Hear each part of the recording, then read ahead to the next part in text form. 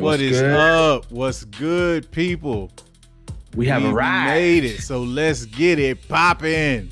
Yes, What's sir, good, yes, folks? sir. What's good? What's happening? Another episode of After Dark. Denim Nerds in here. What's good, people? How y'all feeling? Lavas, what's good, my boy? Good. What's up, Al? Shoot, man. I'm ready to go see who's up in this chat right now. That's what's up, man. Let's get into the roll call then, bro. Let's get into Yes, the roll sir, call. Yes, sir. All right, starting off, we got Maverick Pilgrim. Maverick, what's good, buddy? We got our good friend Ryan from the Denim Nerds. What's EP. up, Ryan? What's good? What's good? Whiskey Steve, what's up, homie? Yo, Whiskey Steve, what's popping, man? What's good? Hey, my man Ken the Den, Kenneth Cologne, what's up, Yo, Holmes? Ken, what's good, man? What's good? We got Gray up in the building. Gray, what's good? How you feeling? How you feeling? Good man, Adam G, what's up, homie? What's up, Adam? What's up? Cap in Pennsylvania. Man, what's good, Cap? We got our Second Street Marvel. What's up, Trinity? Trend, what's good? AF, yes. For real, man, right? We got Josh from the Denim Nerds. What's up, man? What's up, Josh? What's good? We got T-Rev. What's up? T-Rev, what's up, man? Hey, shout out to them Chet boys, man. I know y'all had to see that last night. Yeah, Epic. Man. Yeah, man. It's kind of ironic. It's the one nerd card question set that I decided to do because I actually knew what the hell I was doing. That's like, what's up, man. But look at it, and look at y'all shining on them boys already. Champs, season one champs, season inaugural one, champs. Pulled it out. It was a good matchup. It was tough. You saw them scores, man. We was neck and neck. But you know, we pulled it out. Man, and special shout out to Ryan, man. Them questions, bro, like yes. Woo. Yes. I was like, hold on. I like them so much that we're gonna have to incorporate that a little bit into the show. And if you guys are lucky, at some point I might actually stop and ask us some questions. Yeah. So, yeah. Give you guys a little taste of what you guys are gonna be facing. You know, on the After Dark spin. I don't have this on any authority, but something tells me season 2 is gonna be a beast. Oh, like, yeah. I think season 2 is gonna have boys sick. Man, yeah. Cannot wait. Season 2 will be fire. Let's get some fire emojis in the chat because season 2 is gonna be scorching. Yeah, man. But we're gonna get into the lounge real quick, man. We appreciate y'all stopping through. But let's pop into this lounge, man. It's been a crazy week, man. Crazy week. But, you know, we would be remiss if we didn't say, you know, rest in power to the King T'Challa, Chadwick Boseman. It was crazy, man. That kind of news, when you hear that, it just hits you. It hits people in multiple different ways, you know. Josh did a stream, and major props to Josh for handling that, you know, as best he could, doing the stream, you know, and then following it up this week. A lot of healthy discussion, man. But, Lavas, how was you feeling, bro? Where were you at, matter of fact, when you heard about it? I was actually hanging out with some friends. We was up in the library getting educated, and I decided to check my phone. And when I seen the news, man, I had to go fact check it, you know? Yeah, and always, right? That's the first thing we always do. Especially us. Like, we get some news, and it's like, man, stop playing. And you go straight to the internet, start looking, fact checking, finding out. Yep. But then you find out it's legit. You start getting hit messages off left and right, and it's just like, how, bro? Like, I started seeing it pop up everywhere else. I was like, wow. And then, you know, just learning the story of how, you know, he kept that really close to the chest and was still going out there and doing all that rigorous work with, you know, acting and everything.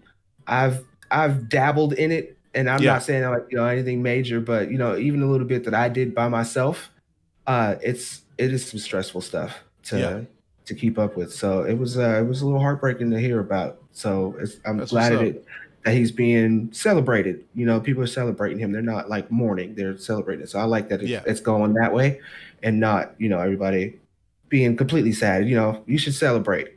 Totally should celebrate. He's not suffering anymore. Yeah, exactly, man. And that, I think for me, that's the biggest kind of takeaway is it really makes you take a look at yourself in the mirror in a way, because it's like you know, we all go through stuff. We all deal with challenges in life.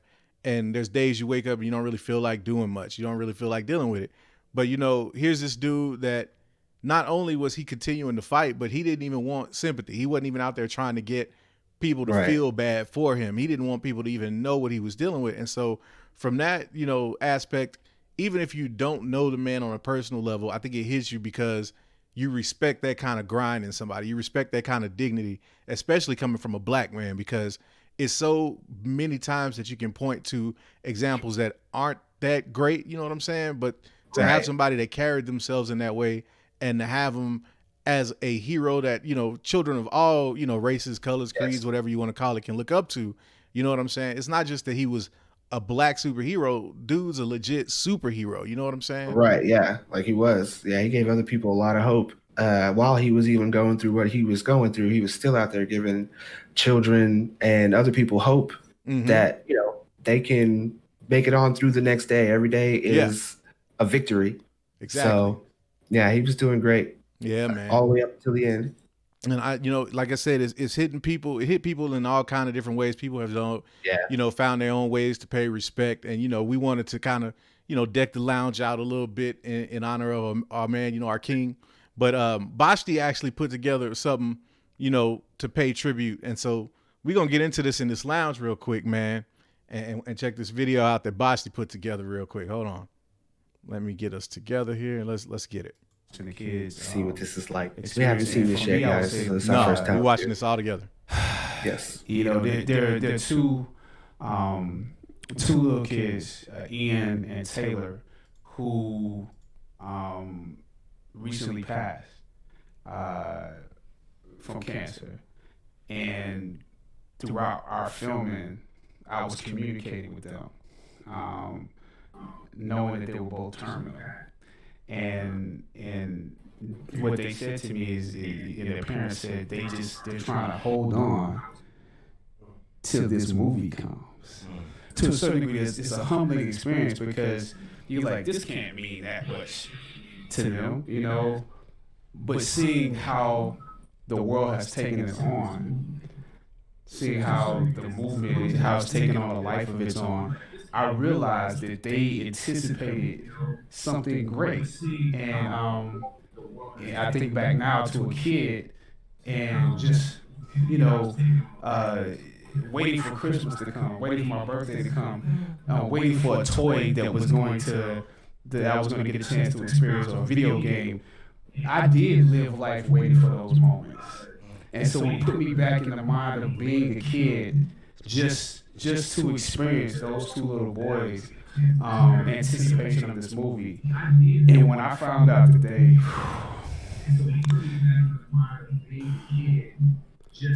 it means a lot.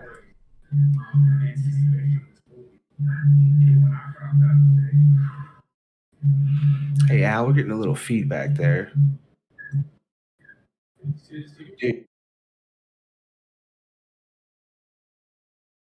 Oh, did that make a difference? I muted myself. Yeah, we're getting a little feedback there. Yeah. Should we bow? Yeah, he's a king. Seems like I'm always thanking you for something. What are you doing?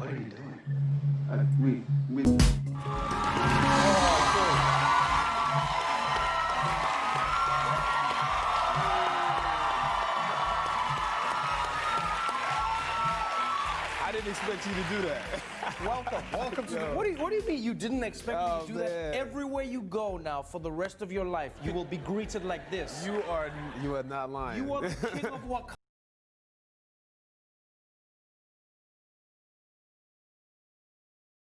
Yeah, I didn't realize we had Drizzy playing in there. I ain't trying to get us stricken for the music, so we gonna mute that and just let it play a little bit. This was a skit, I can tell you, from the Jimmy Kimmel, I think it was, where he had, people back there talking to the theatrical poster, giving their take on what Black Panther meant, and just kind of thanking people. And then Chadwick was coming out and greeting them. And man, it's just that kind of joy, man. When you see, like, you have to think about the fact that, like, there was days where this dude was doing this and he was either fresh out, the hospital, fresh off of a surgery, fresh off of treatment. You know what I'm saying? And then for him to still come give himself and pour himself into people in this way, man, it's incredible, man. It's really incredible. Apologies on the technical difficulties with the sound, peeps.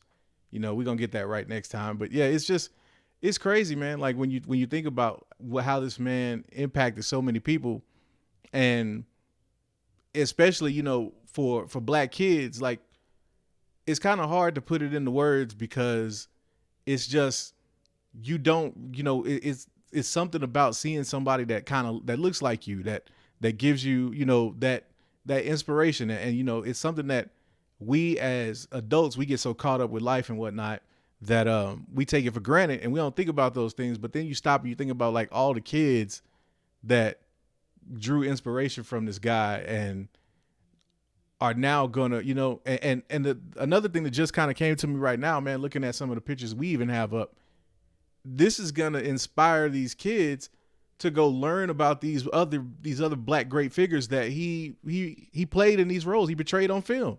Like there's kids out here that know all about T'Challa and Black Panther and Wakanda, but couldn't tell you about James Brown or Thurgood Marshall, man, or Jackie Robinson. So, you know, when you look at that gift and what he gave to us in that amount of time, bro, it's crazy to think that, you know, there are individual human beings out there that touch people on that level. And so it just really makes you want to reevaluate what you take for granted and how much weight you give to bullshit in life. You know what I'm saying? Oh, no doubt. Let me go back in.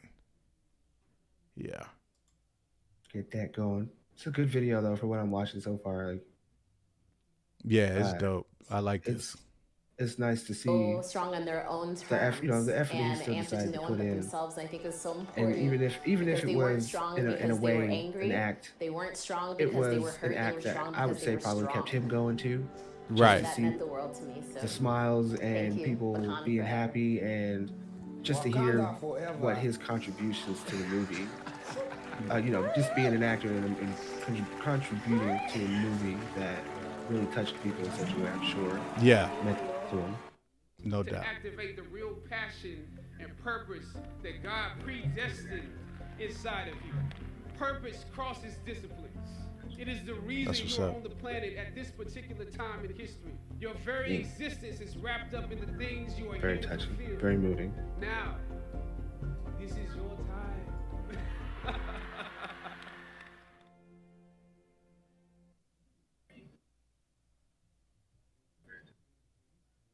Yeah, that's what's up.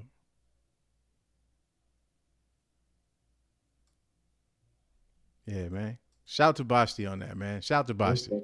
Wakanda forever, man. You know, it's crazy, bro. It's crazy. I mean, to think when that movie dropped, like the craziness that, you know, it had, and what was so dope about it for me was the fact that here was this movie that it didn't take any shortcuts in representation. Right. It did everything kind of at the pinnacle of what you would want to see. And it was really an example and a blueprint of how to represent Black people on film in a positive way that still can entertain and doesn't come off as like, you know, run of the mill or vanilla. It was incredible to me, man. And it really shows when you really put some effort into it, you know, that come out of you it. can really make something happen, man. And movies are just, it's an escape and it's magic and, you know, it's cool. And so, you know, rest in peace to Chadwick Boseman, man. Yes. No doubt. Wakanda forever. Wakanda forever, brother. For sure. No doubt. So, speaking of Wakanda forever, what was maybe one or two of your favorite scenes from Black Panther? Oh man. One of them is kind of tongue in cheek, but my man Forrest Whitaker. And they memed the shit out of my man for it, but every time I heard him say Black Panther, I was dying. Like every time he said that in the movie, man. But my hands down, my favorite scene is the scene where T'Challa goes, you know, he takes the heart-shaped herb, they bury him, and he goes to see his father again. And just that conversation, bro, like that really resonated with me from a standpoint of, you know, his son telling him, you know, look, I'm not ready to let you go. I don't know if I can do this. And his dad is like, stand up, boy, you're a king. Like it was, you know, it just reminded me of my dad and how my pops is always like stressing to carry yourself with dignity and self-respect. And you know, he told T'Challa in that scene, he said, if I haven't prepared you for life after me, then I failed as a father. And dude looked at him and he said, have I ever failed you? And he said, no, sir. And it's like, that was deep for me, man, because it was like, dude, like, that's when you realize it's the type of weight and the type of responsibility you have as a father. And then as a king, to then be a leader to people and be an inspiration to people. And it's so crazy how, you know, this man's life parallel. But what about you, man? What are your two favorite? Shoot, I actually have, I know we spoke about this earlier and I had two, but I actually want to add one more. Word. I see them popping it up in the chat. It's one of my favorite scenes is, you know, he's coming in there and my man Killmonger's trying to get that crown. He's like, you know, I'm coming for that. And he's trying to let them know that he's family. And he's like, hi, auntie. Yeah. Like, that whole little, that was it too. To me, it was like, here it is that you're out there in Africa where they actually handle themselves a completely different way, a very high class way. And my man Killmonger came in and brought the hood with him. I was down. Another one of my favorite scenes is actually the fight scene where T'Challa loses. Like I'm a big fan of Black Panther as well, but when he loses, just the way that my man Michael B. Is this your king? Killmonger. Yes. Right. Is this your king? That's so memeable. Yes. Dude, so you know, when Popeyes and Chick-fil-A had their little thing and they came up with that meme. He's like, "Is this your chicken?" I felt that. I felt seriously.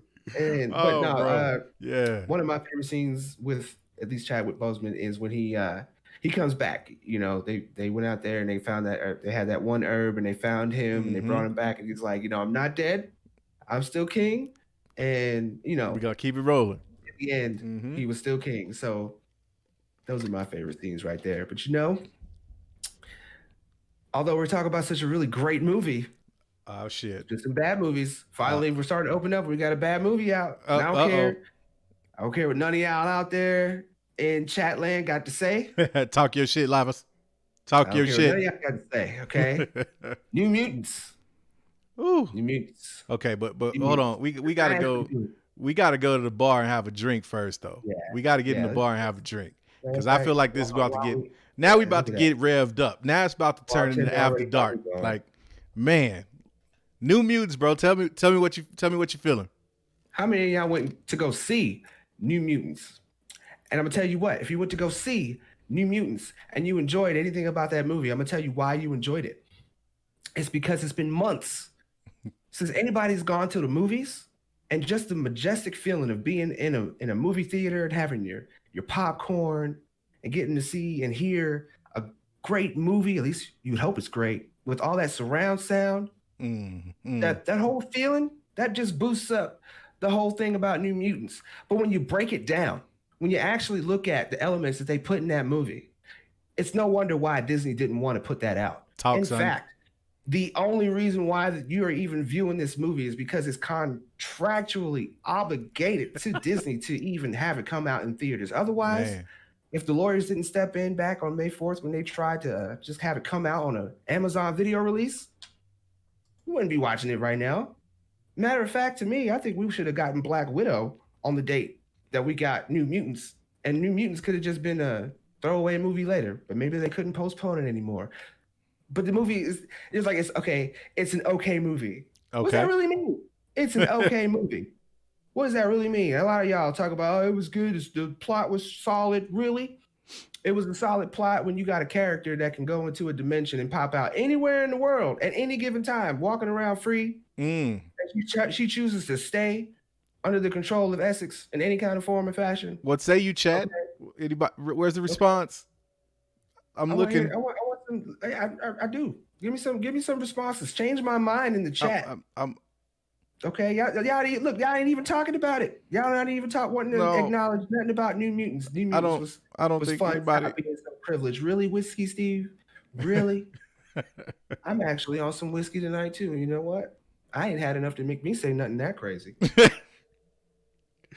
Man, smoke. No. Smoke. New Mutants. Okay, I'm bringing all the smoke. New Mutants. Basi say she has nothing to contribute. Oh man, that's exactly. That and hurts. Neither did that movie. That hurts. Okay? Oh god.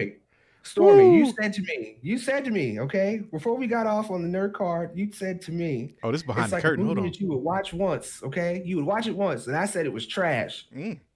what do you do when you take out the bag out of the trash? Okay, you take it out once. All right, don't waste your money going to see this movie. Bro. Okay, we're gonna see something fun. Watch Bill and Ted. Hey, double for you now. Hey, look, I hear you loud and clear. I told you I didn't have very high expectations for this movie in the first place because when the MCU ain't trying to touch it with a 10-foot pole, what am I gonna worry about it for? I'm like, oh well, that's a throwaway. We don't worry about throwaway movies like that. But it sounds like you kind of upset that, after all of this, staying inside and everything, you come out and the first thing you see is New Mutants, man. Like, I should have went to go see Bill and Ted. I should have went to go see Wonder Woman, which was re-released in the theaters. Okay, like, not a Wonder Woman re-release though. Not that bad, man. That bad. To me, yes. To me, okay. Everybody's entitled to their opinions. Mm-hmm. So I will say it this way: to me, it was not worth going and paying. I paid like $30, okay, and I don't even care about the price, okay, don't care. Yeah. If I could do anything about the experience to change that, besides changing the movie, I would just go get the popcorn and the cookie dough that I bought, and I just went back out to my car and went home, okay, and called it a night. Oh, bro, yes, I brought it home. That's unfortunate, bro. That's unfortunate. And through services in which I would not apply onto this channel, I would have watched it that way, okay. So. Save your money. Save your money, man. New Mutants is not where it's at. Look, and I kind of feel where Lavish is coming from, man, because I still haven't seen the movie yet myself, but this is kind of the way I felt with the Avengers game. I'm not gonna harp on it. Oh, go ahead. I'm not gonna harp on it. I get to play when we get off stream. 30 minutes. Yes. So we gonna get into that next week because I might even find somebody that's got it that want to let me borrow that PlayStation account or something, man, because I can't give them my money. I know that, but yeah, I can relate to you though. I can relate to you because New Mutants sounds like it kind of mess with you a little bit, just a little bit, just a little bit. No, I'm not even gonna lie to anybody. That movie messed with me just a lot, okay? I got out of that movie and went to go hang out with some friends, and they're like, what's wrong with you? And the only thing I could muster up to say was New Mutants. And then, after I went to go watch this horrible movie, I get the news about Black Panther. Oh, okay? See? So, yeah. So maybe that made it more sour for me. Yeah, but especially when you think about how great of a movie Black Panther was, and then if New Mutants is where you say it is, bro. Ooh, I wouldn't. It's just, it's okay. So, real quick, at least let me get this out, and then we can move the hell on. But okay. Everybody's saying like the characters. Okay, I did not have high expectations for New Mutants, Trev. Okay, I just had high expectations to at least go see a decent movie that I would walk out feeling like, oh my God. It's so glad to be in the movie theater. And it even stole that joy from me, okay? Damn. Like if I wanted to take a nap, I'd have went home. Well, hold on, though, because the homie Mike motherfucking Porter says he disagrees. Mike says New Mutants is a good movie. I love the special effects and the horror element. So, okay. What is that? What is that? I would like for Mike Porter to come back and tell me what horror element was put in that movie, because they had the special effects and they had some faces come out of the side of the screen and they had some half-burnt person jump up out the water and touch my man on the shoulder. Like, let me get your number. Like, what part of that was scary? The music didn't even match the scene. Okay. Oh, like she's just tapping on him. He turns around. And it's like, like the music's supposed to like, some kind of extra jump, something. No. Didn't even get that. He gets around, he turns around, he's scared, and she's screaming at him. And like, who are we supposed to be scaring here? We've had a lot of stuff happen in the world lately. Are we really supposed to be scared right now by anything in this movie? Come on. Oh, no, man, not the 2020. Running around. You talking about the smiley face people? Bro. They took off of Buffy the Vampire Slayer? Really? Really? See, they look like Spike. Okay? If Spike was to take his jacket off and put some kind of crazy little smiley face on, that's what you get, okay? And the fight scene, the little horror fight scene there was, Sorry, I got to stop for a moment. Look, see, look. I'm thinking about how OP all of these characters are in this story, and we couldn't even get Sunspot to go flame on and throw some fireballs at the smiley face people. We couldn't get Cannonball to accurately hit none of them. None of them. We got Ileana Rasputin, who can go into different dimensions and armor up completely. She only gets her arm and a sword. Like, Talk your shit, man. Talk your shit. Man, Ken Cologne in the chat said the two-way just hit me, said Lavas is big mad about this movie. Big mad, bro. I heard. I had to hear this. I wouldn't be. We had what was that, a 4-hour conversation last night, bro? We was on it for 4 hours. How much of that did you spend on? Look, now I'm gonna give y'all a little bit. I'm gonna give y'all a little bit of inside baseball right here. So we got together and had a really deep and very entertaining conversation regarding something we're going to get into here in a little bit. Yes, but, sir. Lavas is, I'm starting to learn, me and Lavas, we cool and we be vibing, man. He's like my brother from another mother. But I notice some things about Lavas sometimes. Like I'm starting to notice when Lavas don't really have a lot to contribute, he listens. He sit back, he listens. He mediates. So he was doing a lot of mediating last night when we was having that conversation. Then all of a sudden we started talking New Mutants. Lavas wasn't mediating no more. No. He was letting him have it, man. Like, this man is dead ass serious right now. Yeah. Like, dumpster fire. I'm hearing people say that it's not as bad. It's better than Wolverine Origins. It's better than.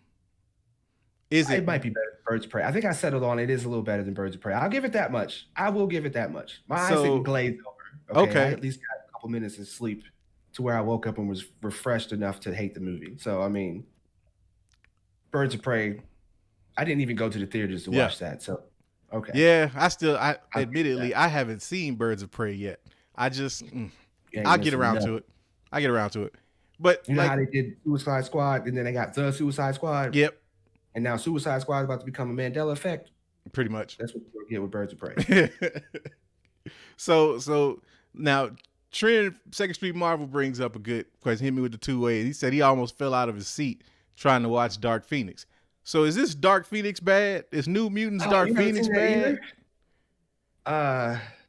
Dark Phoenix, that movie, I think to me, the worst element of Dark Phoenix was the fact that they didn't stick to a good canonical story for that. They tried to come up with their own little element. Yeah. And just not just the costumes, but the way that she even meets the House of M and all that extra stuff that goes on in that movie. Yeah, I could see why people didn't like it. It's kind of, to me, I think they're like neck and neck. If you don't like Dark Phoenix and you don't like New Mutants, it's like interchangeable. You might like Dark Phoenix a little better, but it's not a complete, they're not too far away from each other. They both, if you threw New Mutants in the trash, when you throw Dark Phoenix, the probability of it landing next to each other are very, very close. But they're both still in the trash. As soon as we get enough of these movies in there, we can go ahead and add some gasoline and have a burning man in the backyard, because they all just like, this goes on the worst list, and you have to battle which is worst. Ooh, that's a good one. That we might have to come up with that list. Yep. Well, look, man, I'm looking at the time, bro, and I'm looking, at the thumbnail we had up. I think it's time for us to like dive into the shit, as they say. So, people, we here at After Dark, we try to keep it as close to a buck with y'all as we can. It might not always be a buck, because YouTube is a crazy place these days.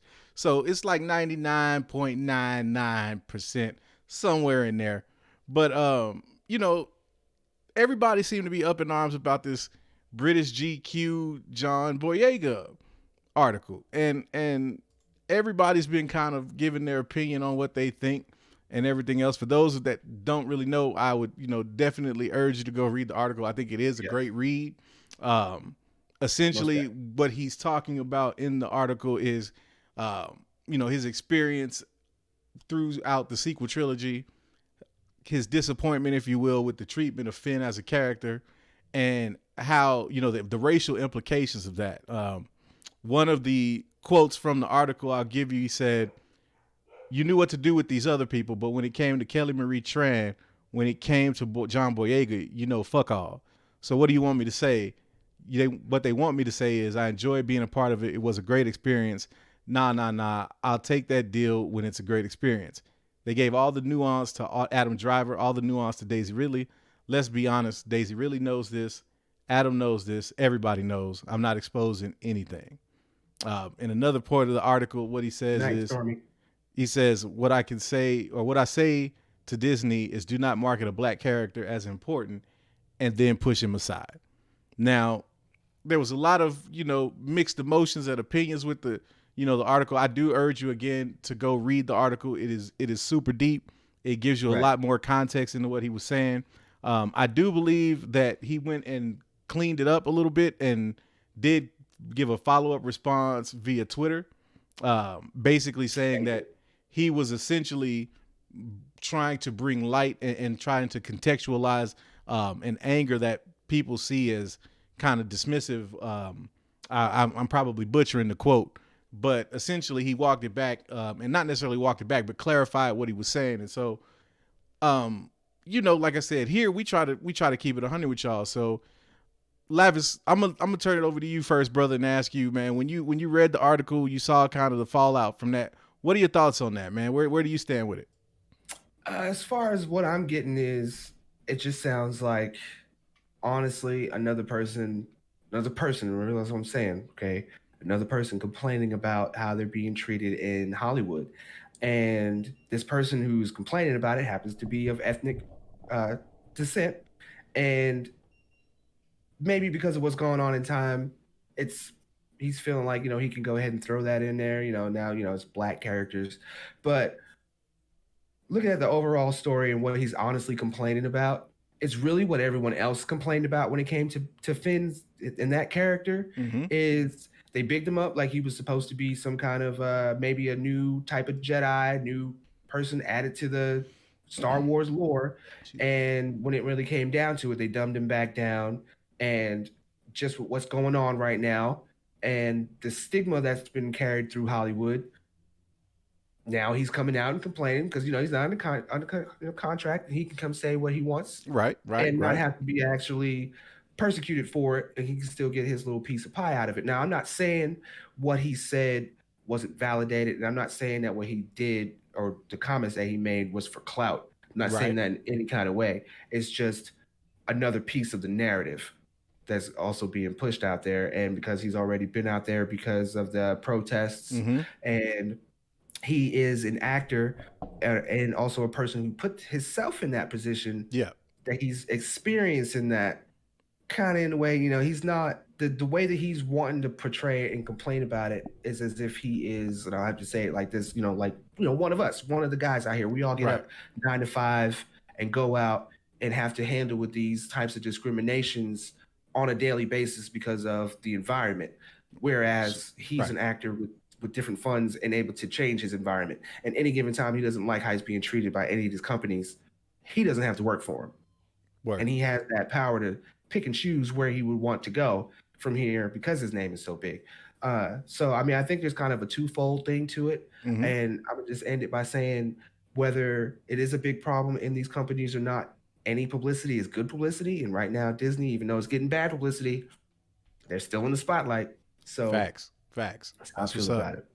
Word. You know, and we talked about this last night, like I was saying a little earlier, man. We had a damn near 4-hour conversation. I actually looked at my phone and it was a total of 4 hours, 1 minute and 20 seconds to be exact. Yeah. Like we was up and it got, you know, it was 4 of us, you know, it was, you know, Lavas, myself, Bashti, and my brother. And Lavas's brother. And we had a real serious, deep, interesting conversation about just all the different aspects of it and where I kind of land with it. And I've been back and forth with this from the time I heard about it to the conversation we had last night and then going back and rereading the article and really taking a look at it.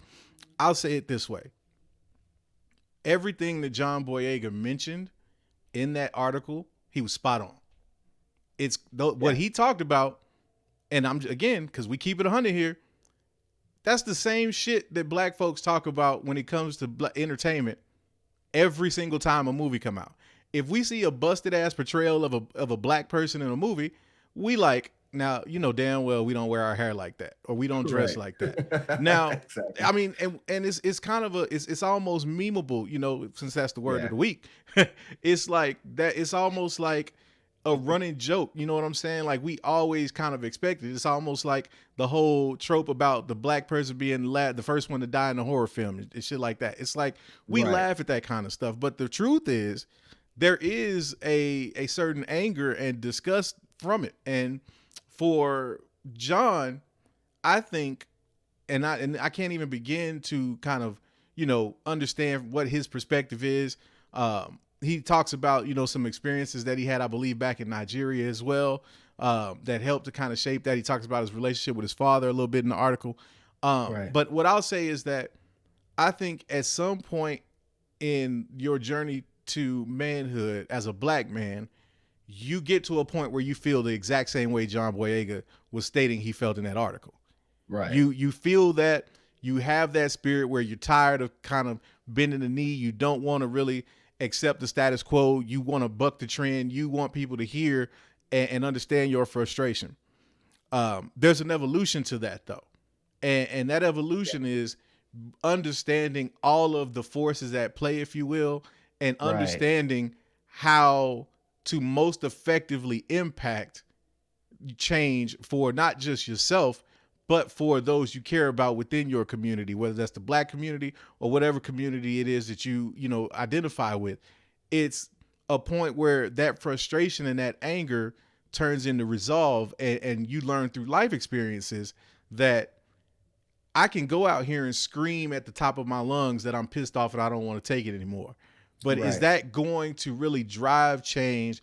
Or are there more tactful ways for me to do that? Is there more of a strategy to this? Is it chess, not checkers? Because one of the things that kind of I started thinking about as we got closer to the stream was the fact that, you know, this story comes out and everybody's highlighting the fact that, you know, Star Wars is racist. John Boyega says Star Wars doesn't know how to treat black or minority characters, stuff like that. Right. And then he comes out and clarifies his statement via Twitter. And I'm thinking to myself, now, why would he feel the need to qualify his statement or to explain his statement if he didn't feel his statement was being misrepresented? Right. And so from that respect, I feel like John is voicing this concern, this anger, this frustration, but he's also saying, look, this is real. This is where this comes from. This is why we feel like this. This is why, you know, we don't have it. Or why I'm, you know, at a point where I don't want to take this shit just the way everybody else has. But the flip side of that for me is you have to kind of, again, understand your place in the grand scheme of the situation and how best to really impact change. And I think as John continues to maneuver through Hollywood, as he experiences more and more, I think he'll start seeing and experiencing things. And you'll see that thought, you know what I'm saying, trying to, or you'll see him evolve in his thought process and his approach. And you can't really point the finger at him right now and say, this is how I feel, this is where I'm at, because you've seen it throughout celebrity, you know, and this is just talking about celebrities, bro. Like, this is, you see that, you know, at one point, Ice Cube was screaming, fuck the police. Pretty much. You know what I'm saying? And now he's like doing, are we there yet? And things like that. You know, you see, you know, as men, we evolve, we grow, our way of, our method of thinking changes. And so to sit and judge John Boyega, because to be honest, like when I was kind of, you know, I was going at Bossy a little bit last night because I was like, you know, no, I don't really see this from the lens that you see it from. I don't think it's that deep. I don't really think that, you know, it needs to be looked at in that way. And I think it's not so much whether or not how we parse it. It's more so understanding where this young man's anger and frustration was coming from, and how do we get past that? What things do we need to do to change some of this stuff? Like, you know, from that respect. That should have been a message that comes across. Right. And you know, I guess like you were saying, you know, he is kind of young, and maybe he hasn't gotten to that point yet to where he can learn to not just put it out there that this is what the problem is, but he can learn to also make people aware of it in a way that something can be done about it and it doesn't continue, because this is not going to be the last time that he gets with any kind of corporation or movie, anything, to where either his character gets played down or he actually does face more of a racist situation. Because honestly, to me, in the end, I just think they messed up the whole fucking thing. Now, and that was for real. It's not a racial thing for real. It's just they fucked up the whole story. That's right, exactly. And so that's one of the things that he talks about, you know, in the article. And I think that's one of the things that people kind of latched on to, was the fact that he was saying that when it came to Daisy Ridley and Adam Driver, they had a plan. They kind of knew how they wanted to interpret them. They, you know, never really faltered with that. But then when it came to him, Kelly Marie Tran, it was like, well, fuck them. They're not really important. And so, you know, it made me ask myself the question, you know, is Star Wars, is the problem that Star Wars is racist? Or did they just fuck up the sequel trilogy? They just fucked it up. And they just fucked it up, because my thing is, and here's where it's really, really, really interesting to me. He vehemently in the article defended JJ. Okay? Like, he basically said, lay off of JJ. Y'all lucky that he came and brought this shit home, because y'all were in a fucked up spot. So from that respect, but then if you go back and you look at Finn's character in The Rise of Skywalker, I didn't really see that major of a leap for him from The Last Jedi. You know what I'm saying? Like, yeah, he had more of an active role, but he was still kind of playing the background just a little bit. And I think what that speaks to, because again, if he was really that upset about it, then he'd be going at JJ for the same thing, because JJ was the one that started The Force Awakens and kind of wrote Finn and built him up to give us this anticipation for his character. And then, you know, as Bosley pointed out last night, you had Ryan Johnson joking about the fact that he was like, well, maybe we just put Finn in a coma for the whole movie. And I don't think that really comes from a place of racism. That just comes from a place of fucking stupidity from Ryan Johnson's dumb ass. I'm like, that's just, I think what happened was he just had a vision for what he wanted the movie to be. And this falls again at the feet, in my humble opinion, of Kathleen Kennedy, because you are the coach. You call the plays, you make the audibles, you make the substitutions. You should have seen where Ryan Johnson was going with this shit, and at a bare minimum, reined him in a little bit, because all of the shit that JJ established in The Force Awakens, Ryan just came through and undercut. Came through like Snoop in the New York video, stepping on the buildings. Like, nah, I'm just going to do this like Ryan Johnson's way. We subverting expectations. Fuck what y'all talking about. And it was just like, you got what you got with The Last Jedi, and an unfortunate kind of situation was Kelly Marie Tran and her role got swept aside, and as did Finn. And that's not, I don't think that was a situation where they were like, we're not going to build up this character now because he's black. Because he's black, right? No. So on that, so do you think, or do you even like that actors are coming out and giving these kinds of raw takes, or how do you view that? Because you know, it's so far, you know, we got Anthony Mackie, we got John Boyega, we got Ray Fisher. It's like growing up. Are we looking at this like, okay, this is finally a problem? They feel comfortable and they're talking about it now, or are they chasing something? Like, how do you feel about that?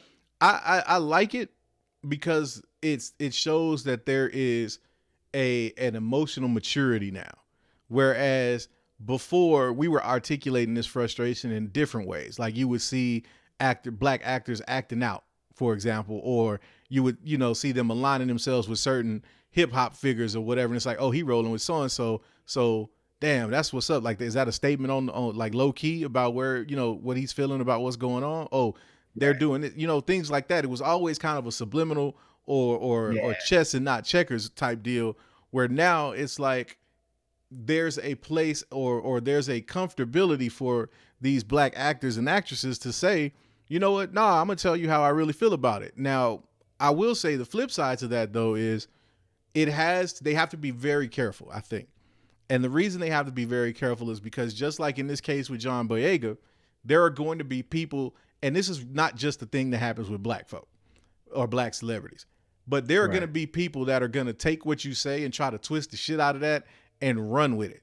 And if you want to make sure that your message is being heard and understood, you got to make sure that you are like looking ahead for those kind of pitfalls, because those journalists, those people, those media people are out there, and we see it all the time. It's like, oh, so is this what you're trying to say? Or, oh, they'll take one like headline from an article and twist it completely. So I would just say, you know, from that respect, they got to be real careful about it. But what do you, man? What do you think? I mean, I don't know. I take it back to the Anthony Mackie one. So he's complaining about, you know, our dearly departed Black Panther and how, you know, Marvel / Disney brought in an entire Black crew and, you know, almost damn near cast to, you know, portray this movie. However, you see how well received that was. And looking at it from many different standpoints, even if it was something that they did because they thought they would make a lot of money for it, they still went about it in a way that they gave everybody who was interested in not just the character, but that movie coming out, a lot of different points to relate to. And there was nothing in that movie that any of the writers or anything could have said, do you think that this is okay because we have a Black cast member saying or doing this? Is this stereotypical? Is this whatever? Right. No, we had an entire cast and crew that I could probably bet everybody on the set, when they read half of it or their vibe was like, yeah, you know, that's perfect, or maybe we could do it this way. And it was just more and more of that Black culture put into this movie like we expected. So when it comes to Star Wars, I'm not too into, or you know better than I do how many people might have been part of that cast, whether they were Black, white, Asian, whatever the case. But I can say it was probably a little more diverse, and only because it's something about aliens. You know what I'm saying? There's so many people. No matter how you look at it, it's not an on-Earth type thing. There's so many people in the world who are interested in aliens and just force powers and stuff like that. That when it comes down to it, when you have to handle a Black character, especially with everything that's going on, maybe they don't have certain things on staff, or maybe they don't know how to handle this character because the people who are writing it and the people who are directing it and putting it out there aren't of that ethnicity, and they're not really, at the time, paying attention to what the fans want. Nobody really cares about some of the things that they were putting in these movies. Okay, we want to know why Luke isn't part of the Jedi Order anymore. What's he doing? Why is he drinking this milk?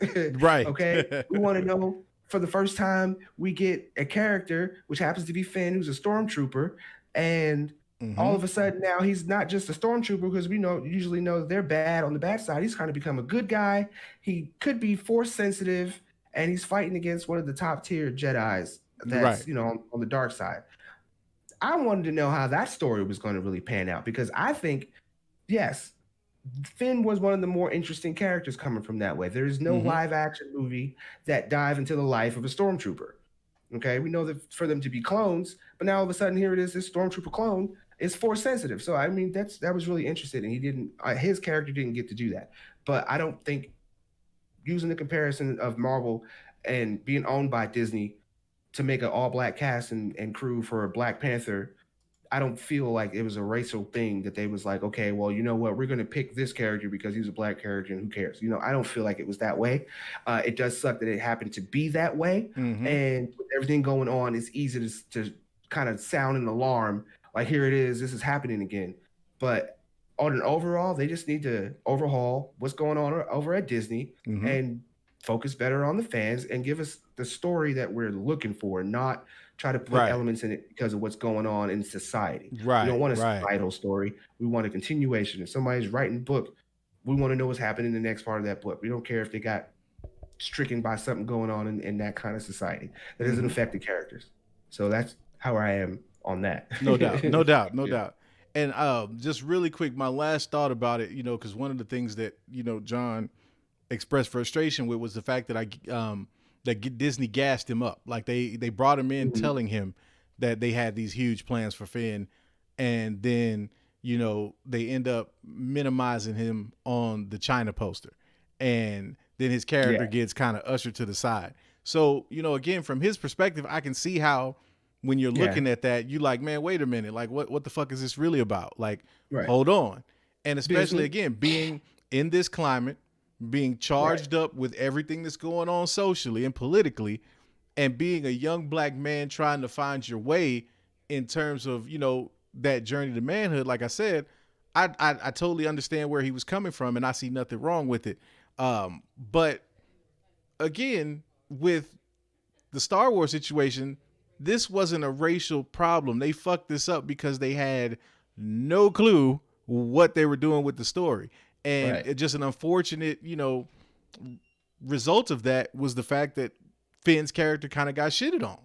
Right. And yeah, they did that at the wrong time. At the absolute wrong time. At the absolute wrong time. The other thing that I asked myself about it was, would Finn have gotten that kind of treatment if Finn were Samuel L. Jackson or Billy D. Williams or another A-list black actor? Like, could you even pull that with an A-list black actor in Hollywood? I would say it's been done before. I don't have any like offhand facts to just throw at you, but I can honestly say I'm pretty sure it's happened before. If it would happen, if it was like Samuel L, or even Billy D, or I think any kind of seasoned actor, it might have added a different. It depends on how they're testing with the fans, right? You know what I'm saying? How do these characters come across with the fans? If they're not coming across that well, or at least they feel like the story isn't shifting in that direction for that character, I don't think if it was a Denzel, a Samuel L, or any of those, it probably still would have happened. Right. But I think here's the question shot back at you. If it did happen to an actor of that caliber, how we're just sitting here, we're talking about it, by 3 or 4 days from now, it's probably be something that'll be dropped.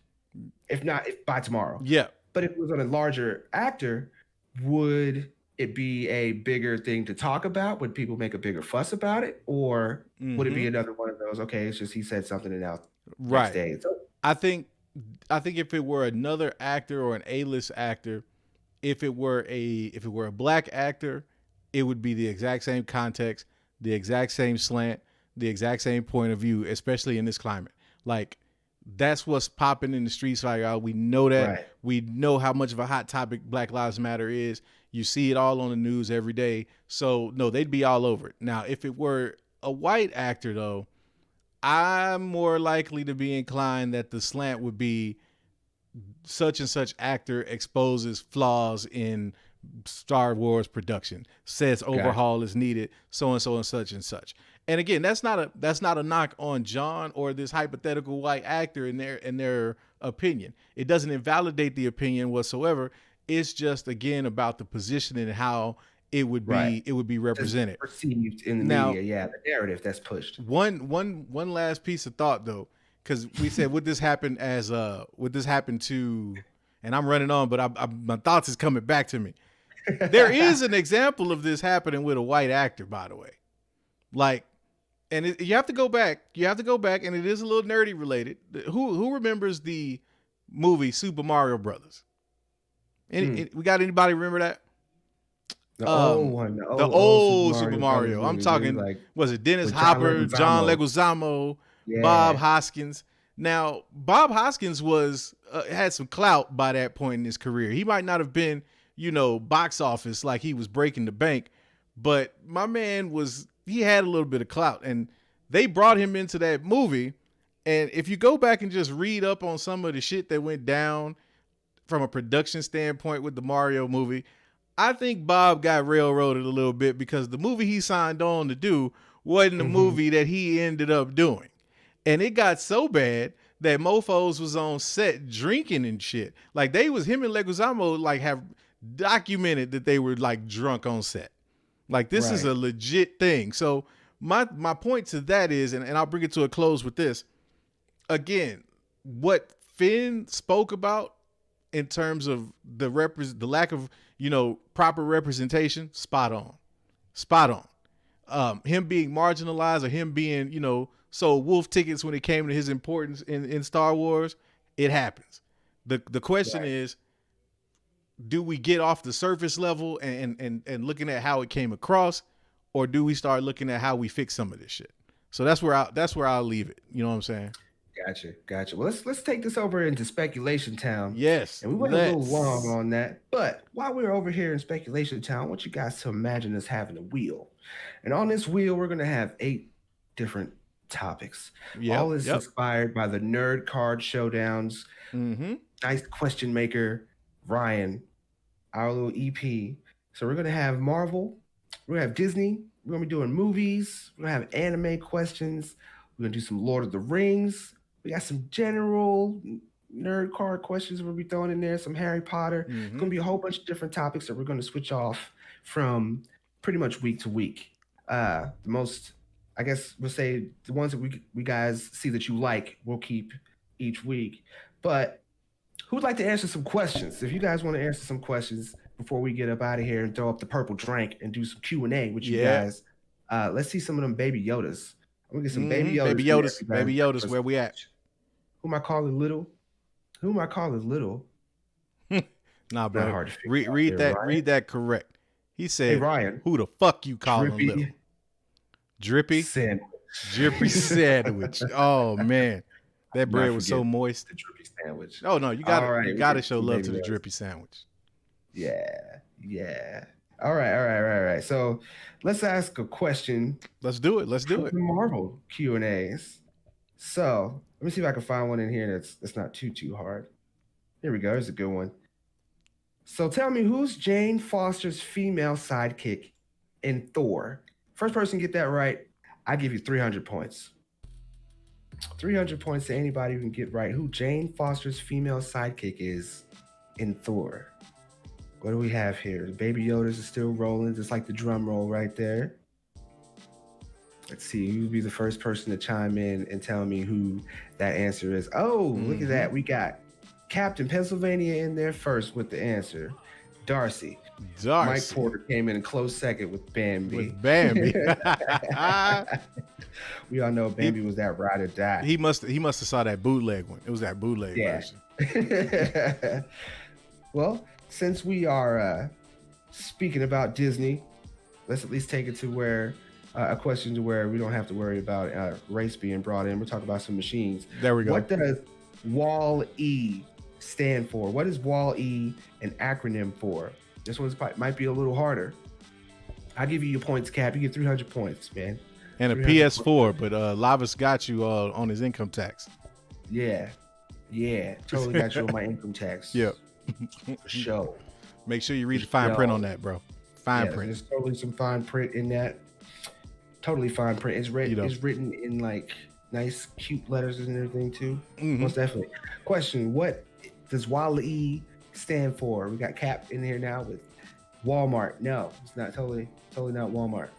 So while we're still waiting for that answer, pretty much what we're going to be doing with the spin wheels, like I said, you will see the wheel will have the categories on there, and we will spin it. And whatever it lands on, we'll probably ask about 2 or 3 good questions from there, so you can get it right. But that'll be more timed. So we'll probably give you guys about 15, 20 seconds, because I know you're all going to cheat. Like, where's Lord Vito at anyway? Trying to accuse us of cheating. Oh man, yeah, that was. I don't know. Yeah, it was a little bit. It was a little bit of that accusation going on. Yeah, man. You know what? Even when we were put under pressure, brought down to 5 seconds, we still came out and prevailed. So, hey man, shout to them Chet boys, man. They came out and did it. Shout out to Patricia. I hope I don't mess up her last name too bad, but Patricia Palmisano. She got waste allocation load lifter Earth class. Man, that is correct. And for that, I will give you 600 points. Good job. That was a kind of hard one there. So yeah, man. Inspired by Ryan, so don't expect him to be easy. Oh no, okay. We'll give you guys my man was going crazy with the questions. Yes, man. He was crazy. We're gonna keep it live. We'll keep it live until season 2 comes out. Okay, when season 2 comes out, I want to see a lot more people signing up to be on the nerd cards, because I know Chet Boys can't be the only smart team out there. Man, okay? And I tell you what, I'm gonna put a challenge to anybody that comes to Nerd Card season 2. Man, y'all better bring some swag. Like, I want to hear some shit talking. Like, I'm talking like 90s wrestling promo type shit. Like, I want to see somebody talking that Cash Money shit this year. Like, do that. Yeah, T-Rev, make sure you show him that beautiful shit talking footage, because he was popping off for quite a few of them. My man even broke a broom, dude. That's what's up. Talking about Sweet Man came back and broke the broom. Oh, man, that's what I'm saying. Look, we need more of that. That's what I'm saying. We need more of that. I need some. You can't just be the Chet Boys every year, man. Like, People got tired of seeing the Bulls win year after year, bro. Right. All right, let's throw up that purple drink. Let's get to the Q&A. Yes, sir. I know you guys probably got quite a few different questions. Ask us almost anything. I'm not telling you my social, my credit card, none of that good stuff. Because I know you guys all want that kind of tea. But you know what I'm excited for?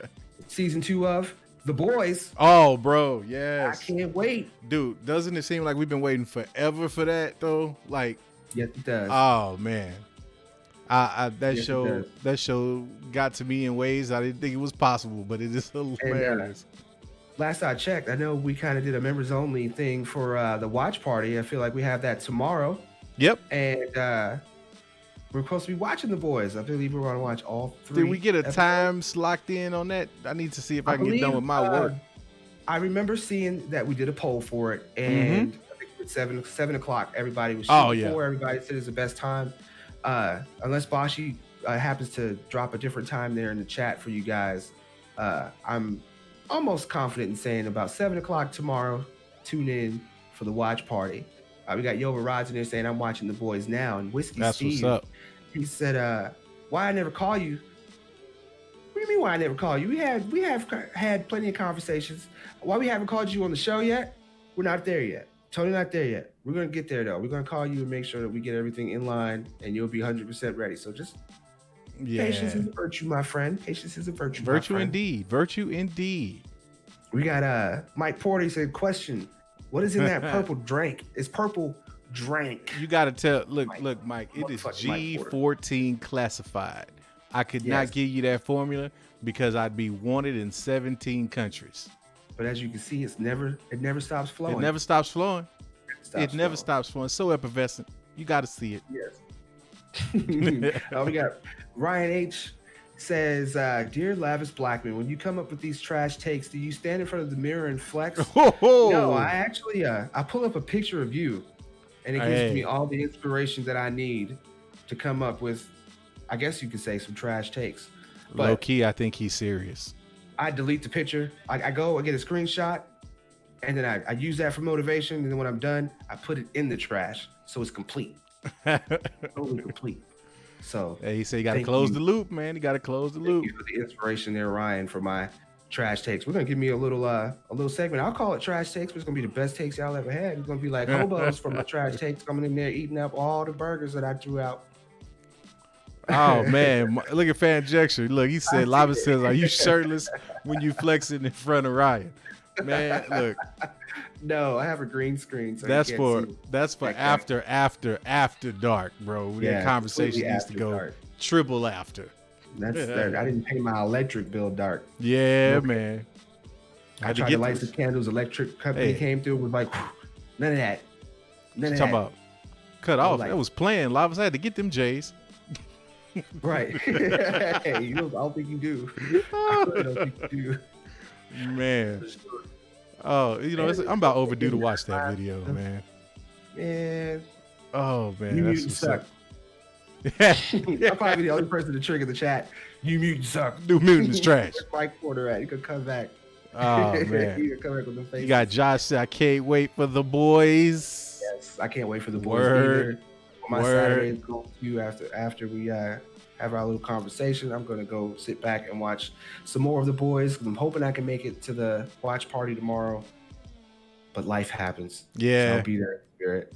Yeah, I'm gonna try to make it. I've got to go to a social distancing going away party. I don't know how this is gonna work, but I'm showing support. Stuff you do when you're married. So you never been to one of those? No, man. Okay, so what you do is like you all are in the same building, but y'all are like spread out really far, and you video chat each other. Oh, okay. Well, yeah. It's horrible because all that echo and sound coming through. Yeah, I'm gonna purposely have my battery die. Like I'm just not gonna charge my phone all day and be like, oh, guess what? We gotta leave. I'm sorry. Oh, we got Mike Porter. Question: why are you hating on New Mutant so much? Because it was trash, man. It was horrible. I don't like going to the movies and coming out that kind of disappointed. I don't. I paid money for it. Okay. I paid money. Okay. That's like going to a masseuse after I paid $100, and they're like, "Oh, we can crack you back, and you can walk out of here feeling spectacular." And then when I get in there, they make me feel worse than when I went up in there. No. Right. No. Right. So I'm gonna drown out my sorrows with the rest of my purple drink that's in my cup, and I'm gonna play some Avengers. That's what I'm gonna do because it's downloading right now. That's what's up, man. Yeah. Well, look. Hope you have fun, man. I really hope there's some stuff to really make that game worth it, because I'll probably catch it when it, and if I can't get that shared PlayStation Plus account hookup, I'll probably get it when they decide to put it on as the game of the month. Oh, okay. You're gonna wait for that. I bet you it will make game of the month. Oh yeah. Game of the month easy. Game of the month easy. It's already apparently groundbreaking, and it's already breaking other records. So whether you like it or not, I feel like it's breaking records. What records did it break, Lavis? What records did it break? Apparently, the beta was the most downloaded beta of any game that's come out. I saw that on Twitter. That's cool. Earlier. That's dope. Holla at me when the game dropped, though. You know what though? Time out. Something I just thought about, man. Time out. Cut the music. Cut. This is not going to be fair, bro. You got a built-in excuse for the success of this game. Let me ask you, how soon do you get to play as Black Panther in that game? How soon do I get to play as Black Panther? Is he a playable character? It's going to be a DLC. It has to be a DLC. Well, there you go. People are going to get the game hoping they can play as T'Challa, man. This ain't fair. Now you're going to have a built-in excuse for why the game is successful. No. Hey, this is smart. That's a smart movement. In my opinion, it's a smart thing. It's not like they made this game anticipating this happening to. But come on, man. Like it's lining up. That's not fair.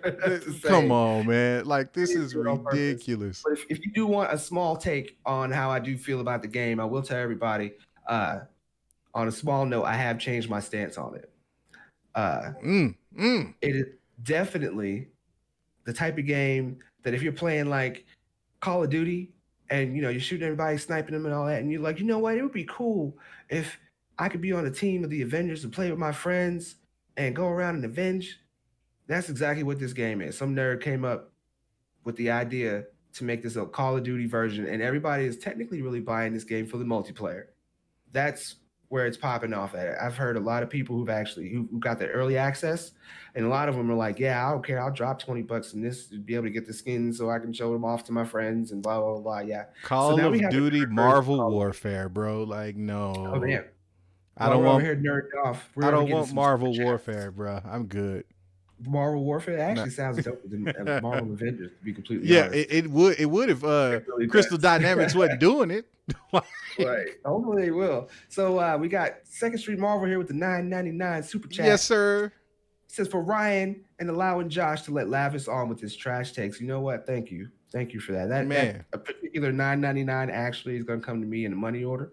I probably won't see that until 27 years from now. But it's coming. It's coming. It's coming. $9.99. $9.99 again. He said, drunk calls with Steve coming soon. Also, Wakanda Forever. E-Bombay. Yes. Yeah, man. For real. So, yes, coming soon. We will get with you. We'll get with you whiskey. Whiskey. Travis Adams hit the two-way, said the Fortnite versions are the B-Vengers.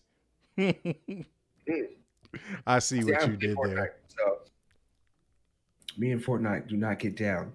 I know that they're trying to get a lot of people who do play Fortnite into getting the game because of the skins and stuff that they're releasing. You're here. What 500 points? What are they giving you on Fortnite? I know you get the Captain America. I think you get like Thor now. You get like Hulk hands. I don't understand why you're holding the weapon with Hulk hands. How's that even possible? But it's a video game. So we get another one from Mike motherfucking Porter. Oh, I'm gonna let you read that. Gonna let me read that? I hear. I'm gonna let you read that. Let me get my EpiPen because what he just said is bullshit. I'm gonna hold up. Where's my shit? And then I gotta circle back to Fanjection, bro. Like, so Mike Porter, New Mutants is the cream of the crop in movies. Somebody clip that. Somebody clip that. Somebody clip that. When he take it back. Somebody clip it. Time out though. So Fanjection had an interesting comment about your beta download count, man. He said most downloaded beta is about as impressive as when 50 Shades of Grey was the most viewed trailer of all time at one point. Oh man. Horrible. D-Zam, man. D-Zam. Man. You know what? Oh. He's lucky that he's not a B-Venger. Matter of fact, I think that sounds like a good idea. The B-Vengers? The B-Vengers. And I'm not gonna be facetious. I'm not even gonna steal that. I'm pretty sure that my man Ryan. So who would be the B-Vengers? You'd have that. What do you have? The B-Vengers, you'd have what? Metal guy? The Brute? B-Vengers. I think if you're like B-Vengers, your color, if you even do get a badge, it's like it's like gunmetal. Like the B-Vengers something you would see like at Dollar General, like at the toy section. Yeah. Like How they have that little like off-brand version. Yeah, man. Stuff. Lieutenant USA. Like they'd have like Lieutenant USA, the Whack Panther. Like you just like it's the same thing, man. Dude. Be like that Lando. Where is my Lando at? Oh, I can't find him. I'm gonna have to introduce the world of Lando, man. Oh man. Yeah, that's you gotta watch. As soon as we get off here, you're gonna find it's gonna pop right up. You're gonna be right there. I just saw it. Like I think I see him down there on the floor chilling. He over there chilling. We gonna let you make it this week, Lando. I can't even call him Lando, man. I don't even know what that dude is. He look like Black Dynamite meets Lando Calrissian. I don't. That is who he looks like. Yeah, man. Yeah. Oh man, Fan Jackson says so. Like Captain Pennsylvania instead of Captain America. Right. Exactly. It'd be like West Coast Avengers equals the B-Vengers. The B-Vengers. No, Broke Vengers equals the B-Vengers. There you go. Yeah. Contributions of Ryan. Be like, man, when are they gonna release that movie, The Brown Recluse? I'm waiting for it. When are we gonna get to see that? Like, I'm jonesing for Brown Recluse to drop. Hey, that's gonna be fire too. Oh man, yeah, I think so. Yeah, as fire as that Madam Web movie that's supposed to come out. Hey man, they better not mess up Madam Web. They better not mess up Madam Web, man. Like, see, look, now you're gonna trigger me. Now you're gonna trigger me. Hey, Madam, like, what do you know about Madam Web? Man, look, look. I knew Madam Web from the Spider-Man animated series, and that was my introduction to Madam Web. Like, I wasn't big on the comics, but like when they introduced her and they did the episode with all of the Spider-Men from the different dimensions, and I was like, bro, I was done. I was like, can we get this on film, please? And now the crazy part about it is we just might. We just might. I can't wait, man. They need to. I really want to see how they're going to do it because, they don't really. They have. I think she has a few comics out, and I'm pretty sure Trinity probably knows about it way better than I do. But it'd be nice to see where she even come from, what she's about completely. Right. You know, like you said, the only introduction that I've even gotten from her was the same thing. You know, and seen her in Spider-Man, but apparently if she's getting her own movie, they're going to make it like the Watchers type thing. And she's like a secret Watchers character. I don't really know too much about her. So maybe we could do some videos about it. Yep. Maybe Marvel needs to do some more hyping up about it. Like, I don't understand how you're going to make movies in these certain IPs and not try to hype or at least educate the people about it, get them hyped up for it. I don't know, man. I think Marvel, you know, I'm gonna let them make it because they might have been gearing up and then they had some news where they had to reposition, maybe regroup for a week or so. But I still have faith in Feige, man. I still have faith. Like, we just waiting for WandaVision to drop. That's all I'm waiting on. You're like, give me WandaVision, give me Falcon and the Winter Soldier. All will be right in the world. We will remember why the hell we were all jonesing for the MCU once again. Are they still dropping Black Widow? It was supposed to be like November 6th or something like that. I couldn't even tell you. At this point, man, just put it on like home video on the little digital. Like, just put on Disney Plus. I'll pay the little $30. Look, man, you know what?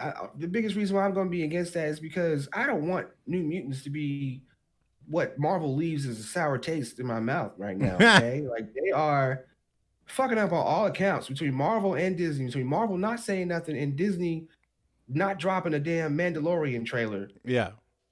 Like, hey, but they gave you a release date. We got a release date and a picture of the poster. Where's Godfather at? I need him to make a lewd comment right now. I would do it, but I'm just not in the mood. I feel you, man. I feel not in the you. mood to say what that analogy makes me think of. Okay. Kid, and you know this is after dark. I want to turn the lights off on that one. Oh yeah, see, look, then we'd have to call it a day. That we got to call it a night right there. Mm-mm. Yeah, let them make it. We won't get canceled, but we get pulled. That's just like up. That's a wrap. That's a wrap for them. Buffering. But if he was here, I already know what he would say. We got like $5 more. We got $5 more left in the tank, so we give you 5 more good minutes before we dip on up out of here. What else we got here? I see Mike Porter with the SEC updates. I'm like, okay. I used to be into college football, but it's just me and sports just ain't been friends the last few months, man. It's just been too sporadic. It's kind of hard. It's too sporadic. Yeah. It's rough. I was watching although on a side note, there was one hell of a playoff game last night tonight between Boston and Toronto.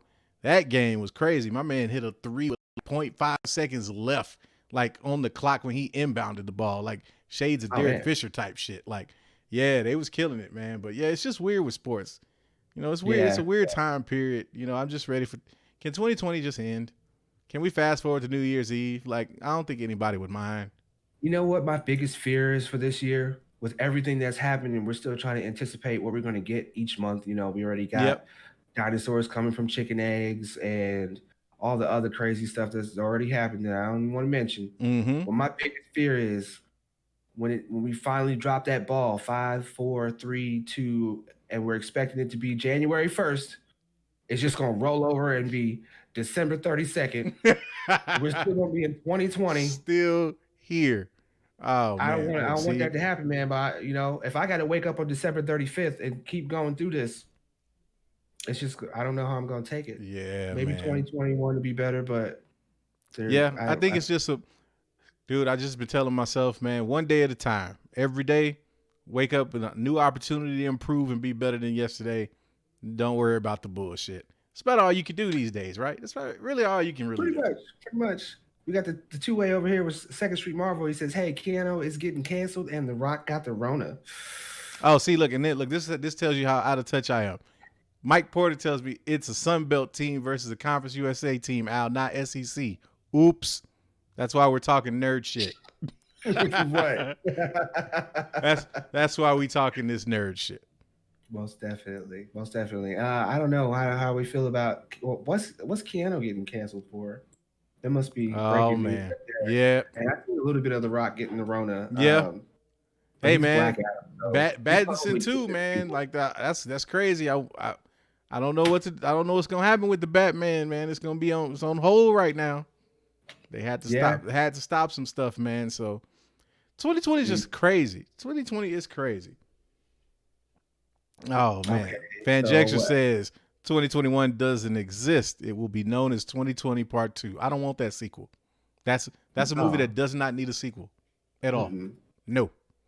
That sounds actually as bad as 2012 was. The movie. Oh my God. Let's not talk about it. Let's not talk about it. At all. So what? Keanu's getting canceled for his movie getting put in jail. Who knows? Who knows? I don't even think I got time to even try to throw it in there on why it's even happening, because it's retarded. Yeah, man. Man. Kid got you, bro. Kenneth Cologne with the crazy 2-way right in the clutch. 2021. New Mutants 2. Oh man. Oh. Don't do that to me, man. New Mutants 2. Hey, look, if New Mutants 2 drops, I will fly to Lavas and we will watch it together and go live right after. I'd rather drive or fly to you. Hey, we can make it out. We can make it work either way. They drop that movie, we will do After Dark from the same spot, fresh out the movie that day. I don't know, man. That sounds like that would be a really fun day, but for some reason, because we keep throwing New Mutants before it, I'm getting heartburn. That's the point, man. But that's the point. Totally getting heartburn. Can't do it. Well, look, man, I think it's about that time. It's been real. And as we always say, You ain't gotta go You home. gotta go home. But You gotta get the hell up out of here. Hell up out of here. My man. It's been real, y'all, man. We appreciate y'all hanging with us. Till next week. Stay cool. And Wakanda forever. See you in the next video. Oh.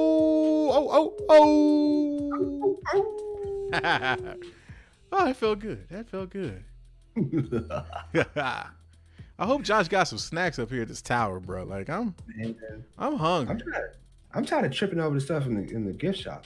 I'm saying, and like, what is all of this construction? Like, is Josh gonna hit us with the church building fund and like, I don't know, have this under construction for the next 35 years? Like, right, man, we couldn't even get Bashti in today because of the construction. But I'm saying, as dope as this tower is, bro, like this tower is live as shit, and I still ain't got a motherfucking mic sleeve.